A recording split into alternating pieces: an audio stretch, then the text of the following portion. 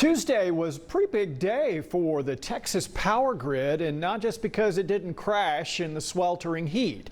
It was the biggest maybe ever for Texas grid officials and for politicians, the ones who've been telling us not to worry, that the grid can handle whatever punch Mother Nature has to throw.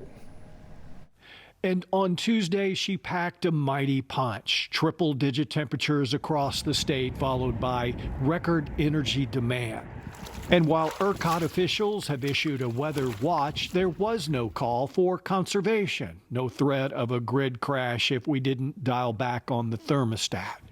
But this time, credit is not being awarded to the state's steady energy stallion, natural gas, but to renewables, wind and solar, which on Tuesday kicked in 35% of all the available energy.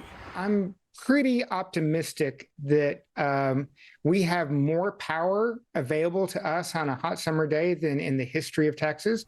Houston Chronicle energy reporter Chris Tomlinson is bullish on wind and solar and says what we saw on Tuesday is what we can expect to see more of this summer.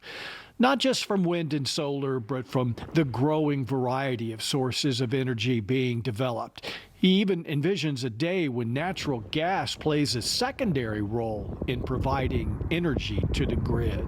I mean, that's the whole idea, is that the grid is multifaceted, that we have ways of balancing out demand, whatever the weather, whatever the condition of the natural gas compressing plants.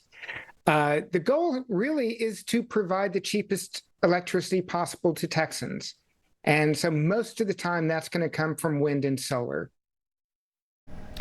But were yesterday's bountiful breezes and relentless sunshine the Texas grid's new daily diet, or was it merely a sugar high?